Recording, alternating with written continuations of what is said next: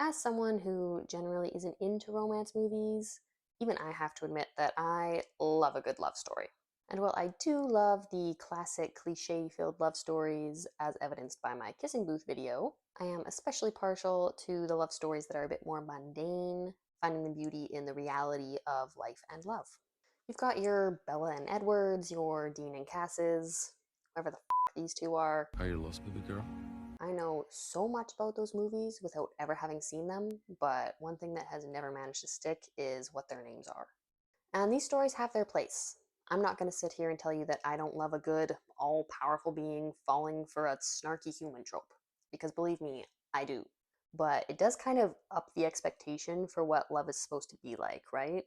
Chilling in your pajamas on the couch with your spouse seems so boring and vanilla when it's in comparison with all these stories that are all grand sacrifice and all consuming passion and you are my life now. Belle, you are my life now. So it's always a special treat for me when I come across a movie that focuses on a normal love story. Not boring, but appreciated for its mundanity. And it just so happens that two of my favorite movies do this very thing. I'm sure there are other movies that are good examples of this as well, and I might think of them later and be kicking myself. But like I said earlier, this genre isn't my usual wheelhouse. These are the two movies that have been on my mind lately, so these are the two that I'm going to talk about. I remember watching this movie for the first time and kind of being in awe because it really doesn't have a climax. It just maintains this steady state throughout the entire runtime, and yet it's still completely engaging and entertaining. I love that even though this is a time travel movie, that's not really what it's about. It's almost like you can forget that that's even a part of the story. What it's really about is love.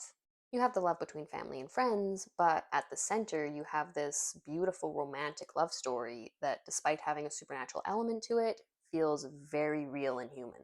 You get to watch Tim and Mary meet, fall in love, get married, have children. You see them in good times and in bad times. They have such a beautiful, strong relationship, and although Tim is a time traveler, it all just seems so normal. And the whole point of this movie is, in fact, finding the beauty in the mundane, appreciating every day for what it is, and making the most out of it. I love how the ability to travel through time doesn't mean that Tim can just fix everything. He still has to struggle through things like everybody else in life, whether it be watching your sibling make bad decisions or having a fight with your spouse. Well, do you want to look like a prostitute or a dwarf? Warning.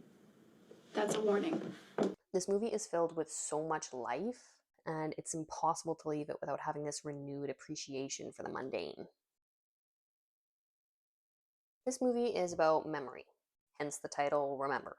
It explores how different people remember things differently, how time and even your mood can alter memories that you thought you were sure of.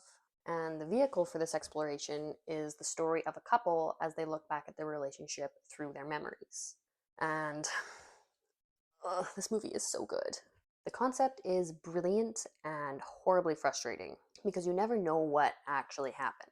The whole movie is told through memories, which aren't the most reliable narrator.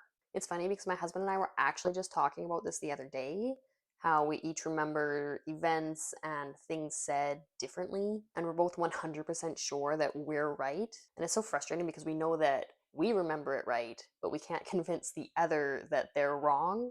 Funny thing, memory. Anyone who's been in a long-term relationship can relate to some of, if not all of this couple's story. I wouldn't necessarily call this a happy movie. It has lots of really happy moments and lots of really heartbreaking ones, just like real life and relationships, and it finds the beauty in all of them.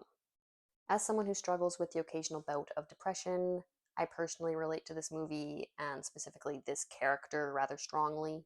And I appreciate how this movie explores this aspect inside of a relationship and how it doesn't affect just you, but also the people who love you if you let it go unchecked.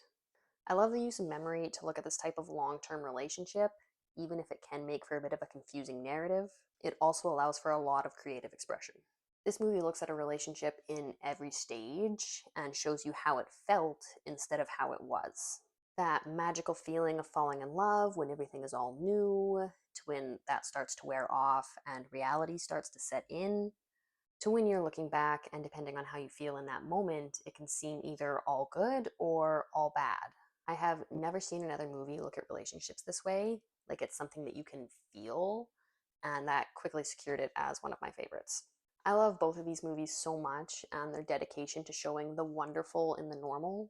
The stories are simple and relatable, they're filmed beautifully and acted brilliantly. And despite neither of them following a traditional narrative with a climax, they are both completely engaging throughout. Like I've said in previous videos, I've been with my husband for what feels like forever. I have spent almost as much of my life with him as I have without him. We've been through good times and rough times. I have been through good times and rough times, which he has weathered by my side and loved me through all of it, which I will never not appreciate him for. So to see love stories like ours that feel real and natural, but no less beautiful because of their mundanity, perhaps even more beautiful because of it, will always feel special for me, I think. So that's going to do it. Please give this video a like if you made it all the way to the end and leave me a comment. I'd love to know what some of your favorite love stories are. Also, please consider subscribing if you love movies as much as I do. I'm so close to 50 subscribers, I can practically taste it.